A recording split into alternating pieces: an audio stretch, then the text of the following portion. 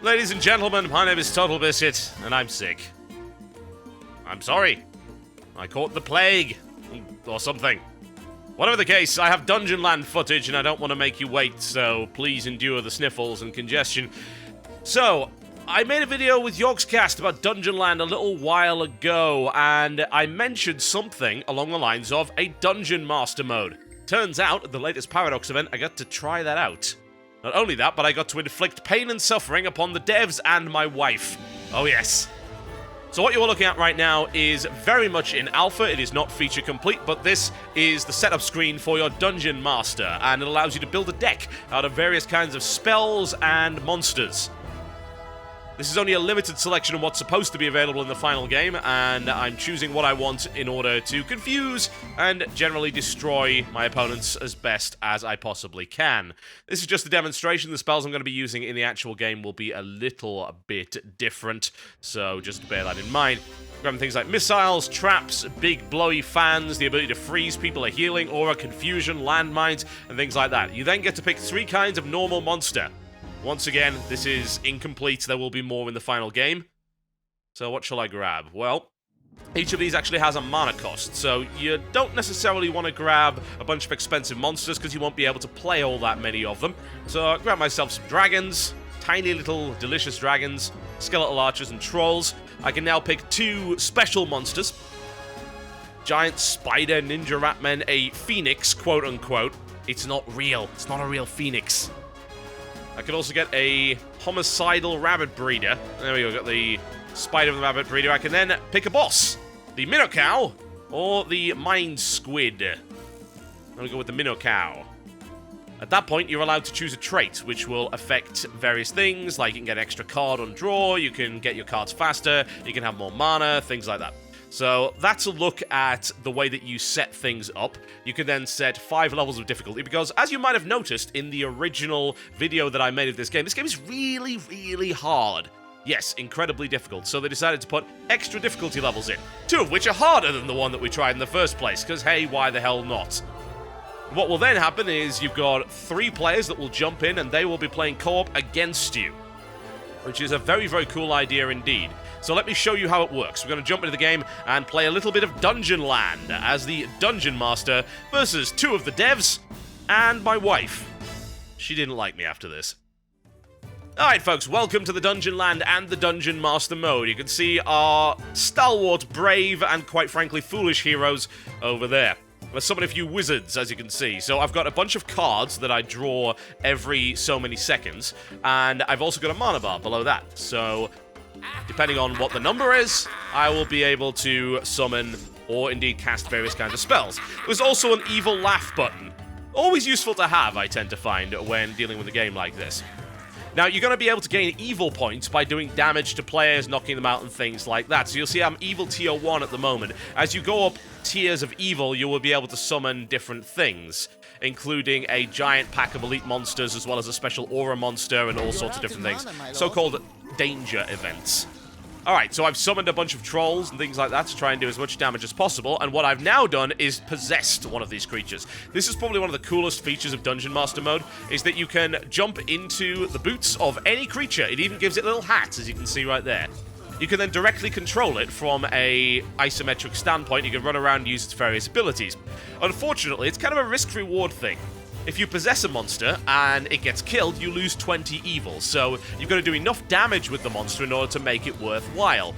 Possessing a monster on its own, like I'm doing right here, isn't actually a very good idea. You'll see that I didn't gain evil, I ended up losing it because of my own incompetence. Thankfully, I also placed some landmines by the... by the entrance right there. If you watched the first Dungeonland video, you probably noticed the rather interesting aesthetic this has got. A lot of the scenery is made out of cardboard. You've got the monster spawner out there, which is wearing an awesome little party hat. That's the way the game is designed. It's rather silly. They modeled the individual Dungeon Master hat onto each of the minions that you possess. Apparently, this took them a very long time. I'm now possessing a homicidal rabbit breeder with the ability to throw bombs as well as make himself disappear. Something like that. So I've gone right into the middle of them, which was a very stupid thing to do, because it turns out that monster is a ranged monster. I had no idea about that. In the meantime, I'm trying my best to deal with a few of these guys. I was able to take one of them down, but it is possible to revive. So I have no intention of letting them do that, so I'm going to polymorph the person that's trying to revive that guy. There we go, that should hopefully do the job, and he is down. There we go, so they lose a life. The number of lives are in the top right there. And I will be spamming my evil laugh button, because at the end of the day, I don't actually have anything else I can really do, because I don't have any mana, and I don't want to possess any of these tiny little creatures, because they die far too quickly. I also have some landmines over there. However, the heroes, being a little bit sneaky, decided to use their invulnerability ray. The priest was able to cast that, and use that to actually clear the mines. Very sneaky indeed. Alright, let's see what we can do. Do we have any creatures that we can possess that won't die horribly immediately? Well, we could grab one of the little wizards, but those things really don't do a lot of damage. We'll do it anyway, though, just to demonstrate how it works. As you can see, the wizard hat has been replaced by this stylish Dungeon Master hat. We'll make our way around here and try and do a little bit of damage, which is not going to work out so well. You may also notice that he warped around a bit. That's deliberate. There is a warp ability on any creature that you possess, which allows you to quickly close the distance or get out of the way. Now, in the final game, they're looking to have more than just warp abilities. They're looking to have heals, invulnerabilities, stuff that you pick in the loadout screen, which is very, very neat indeed. They've created what appears to be a very, very compelling and interesting asymmetrical multiplayer mode here. It's a 4-player game, but 3 players play these guys, and 1 guy gets to play as the Dungeon Master, and hopefully try and kill the heroes off as quickly as possible. Even the giant spider looks adorable, especially with its stylish purple hat. The giant spider has the ability to web people and can also leap around the place and do a hideous amount of damage at close range. The more damage I do, the better. That's going to build up a lot of evil for me. I really do want to get out of there. I would prefer not to lose my giant spider anytime soon. That would be nice. The cool thing about possession is that if you burn off all of your cards and mana very quickly, then you're not just sitting around doing nothing. It always gives you something to do as the Dungeon Master. It allows you to utilize some fairly sneaky tactics to do horrendous damage. Unfortunately, being an alpha build, it's not quite there yet, so there's some issues with the hit detection. I would think that a lot of the monsters are supposed to be rather precise, but in this case, you have to be pixel perfect in order to actually get a connection with a lot of these guys, so something they might need to look into. Alright, I've got a couple of confusions in my hand, so what I was hoping to do here is confuse and then create some, just to split the party up. There we go. So I've summoned trolls on one side and orcish berserkers on the other. However, that's burned through my mana, so need to watch out about that. But I can possess, earn some more delicious evil. If I reach ultimate evil level, then I'll be able to summon a danger event, which is either a horde of monsters or a horde of monsters plus an elite. The elite actually has an aura. The aura's randomly generated. It could be anything from lightning to healing to slow to all sorts of nonsensical things. The troll has a couple of abilities. He can do a big area of effect stun that does a lot of damage, and can also just whack people around just a little bit. Alright, missiles. That didn't do so well. Missile is a fairly low power ability. Now, what you'll also notice is there are pathfinding issues. As I said, it is very much still in alpha. The Dungeon Master mode is something they have only recently been able to put into the game. So it's got some stuff like netcode problems, connection issues, and all sorts of other nonsense. But at the end of the day, the game isn't out yet, and we're waiting for them to get all of that fixed before they're able to release it. Dungeonland is looking to be coming out for PC, by the way, so this is not a console game, even though it might look like one.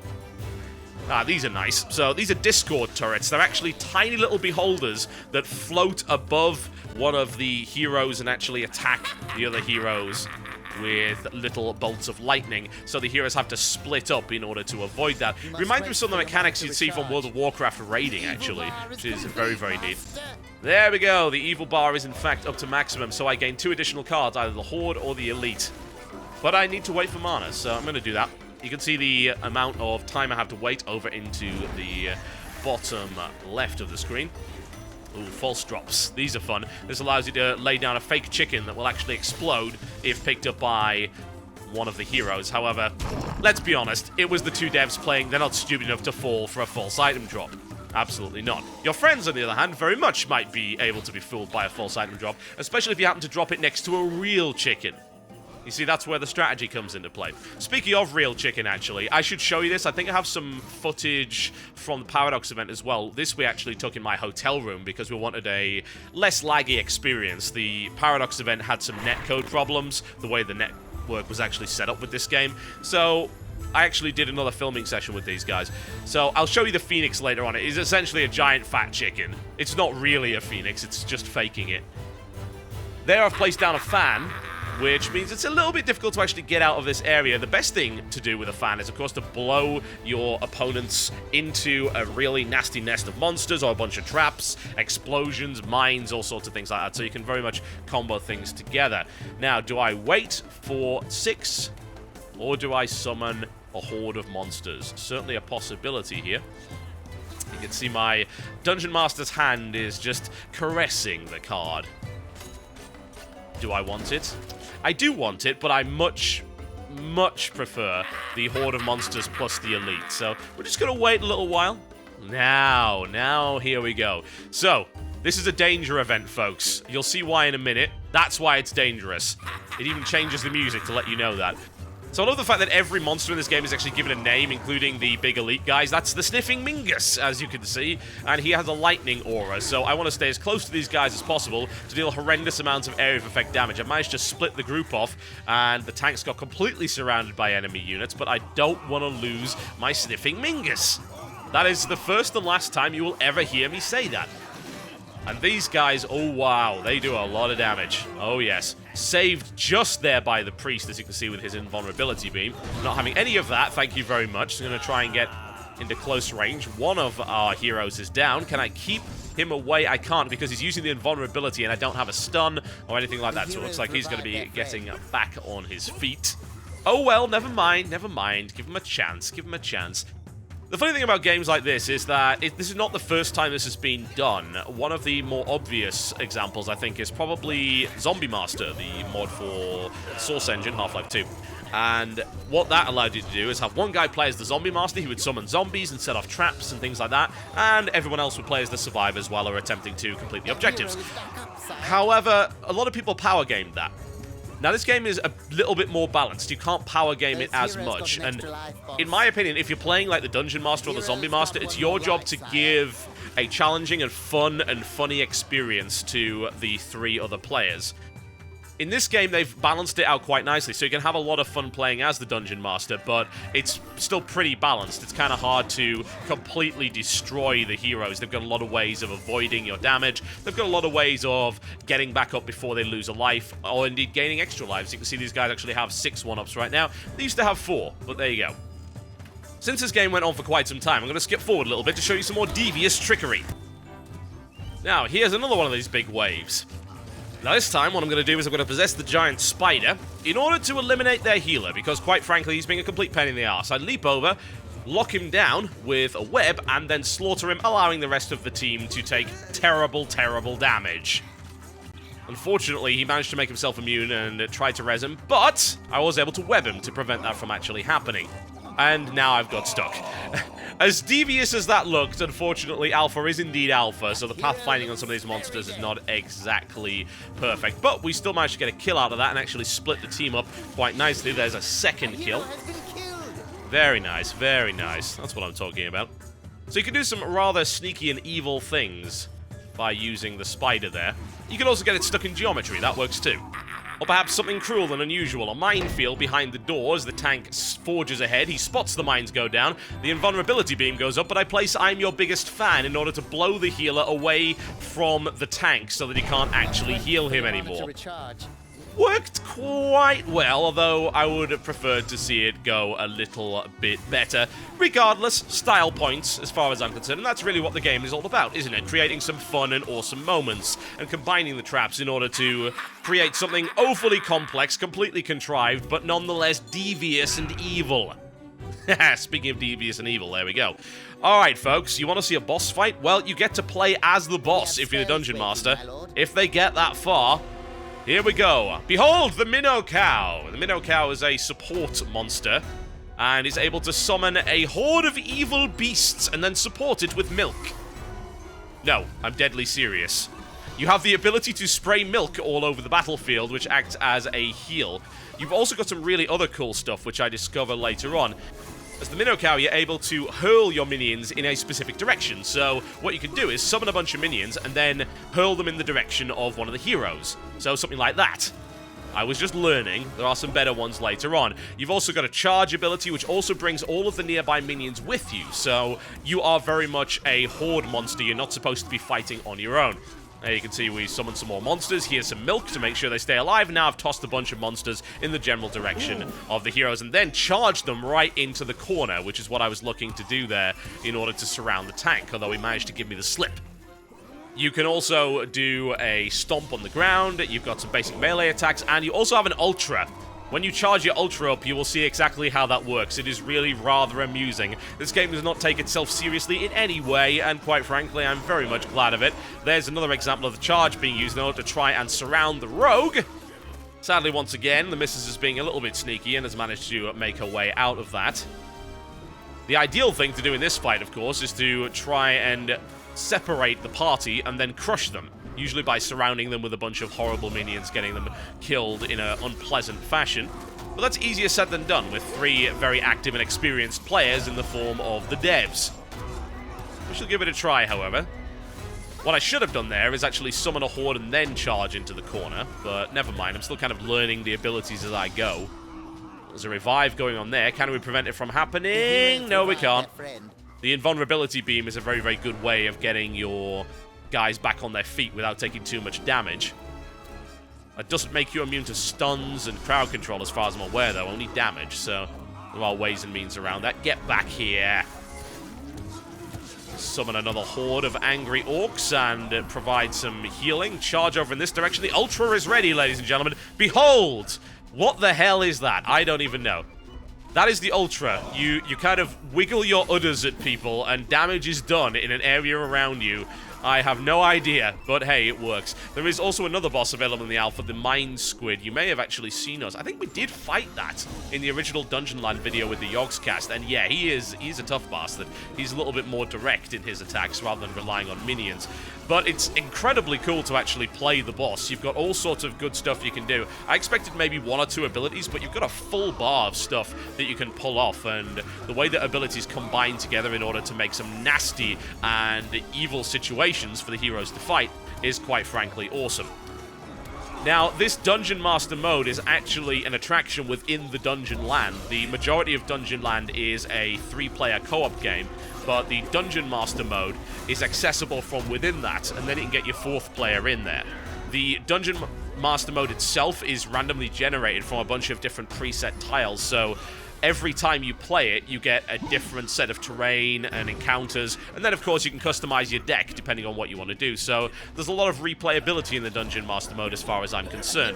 Bear in mind, if you remember from the original video, and perhaps you don't, you're able to level your heroes up as you play more games and get a bunch of different side grades and equipment. And I do say side grades because you don't really gain any power, it's just a bunch of different equipment sets. So think the Last Stand mode from the wonderful, wonderful game by the name of Dawn of War 2 for an example of how that actually works. Hero kill, boss. That was a nice little surround. We took all 3 of them out, but they do still have a few lives. I don't want that to happen if it's all possible. Hero looks very dead. Yes, indeed. He's a little bit flattened. I love the way that you've even got this little announcer in the background. Unfortunately, the evil button seems to have disappeared in the boss fight mode, which I'm definitely not a fan of. Alright, Ultra is ready. Time to... I don't even know how you would describe it. You know, I'm sure it'd be much more effective if the pathfinding wasn't horrendously broken right now. But hey, never mind. Always nice to have a handicap every once in a while. Alright, Mad Cow mode has been enabled. Here, taste my delicious udders. Taste them. Taste them. There we go. Well, things are getting just a little bit hectic for them. Unfortunately, what they weren't doing is focusing on the Minotaur. The Minotaur's not actually that tough, so they were fighting all of these respawning, healing, orcish berserkers while ignoring me, which is not a particularly good idea. Admittedly, you do have various abilities which allow you to get away or bring minions in order to help you out. There's the revive coming down. Can we prevent that from happening? No, we cannot, because I missed the charge, as much as I wish that I had not. Now time to heal my minions up and toss a few in the general direction of you. And there's the surround. And then I break the surround because I'm an idiot. That would have been much, much better if I hadn't just done that. But hey, learning, folks, learning. Let's try and keep the healer away from him. I'm just going to sit right on him, make sure there's no heals for the thief whatsoever. Very nice. They're having some serious problems right now. Now, what the rogue should be doing is to try and backstab me as much as possible, but I'm trying to prevent him from doing that. A little bit more healing milk, delicious calcium. Good for the bones. Why did I do that? God. Hey, I got a great surround. Let's break that. Ah, such an idiot. Oh, well, never mind. Looks like the priest is having a few issues over there. We may be able to take him down if we do it correctly. I think I'm at my minion limit at the moment. But it looks like they too are at their minion limit. There's a charge at the corner. Down goes one of them. They're surrounded. And that, as they say, looks to be that. As far as I am concerned. Cow is dancing. Cow is happy. There you go. And the heroes lose. As they should, quite frankly. A look at Dungeon Master Mode, ladies and gentlemen. The forthcoming game, Dungeonland. I'll see you next time. Don't be like that, my lord. Our plan is still on track. You were the one who told me to keep it a secret. Now look at all these comments. This guy here says my park is generic. Generic! This time, we do things my way. And what do we do with these journalists? Keep torturing them, of course. We need more quotes. Now stand aside. I have a trailer to make. In a world where boring, stupid people play co-op, the cool kids wield magnificent power as the most handsomely evil of all. Me.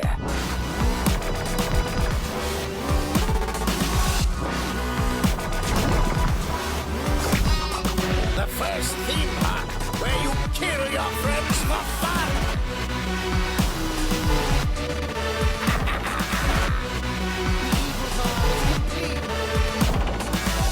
No mercy. No morals. Totally evil. Dungeonland. Wasn't that the best trailer ever? Of course, sire. Very original. I especially like the music. That's what happens when I'm in charge. What do I have to say now? Tell people to follow us, maybe? Ah, yes. Follow us on Twitter and Facebook and all that. Now scram, you nerds, and take a bloody bath. I can smell you from here. And that's from someone who breeds orcs. Think about that.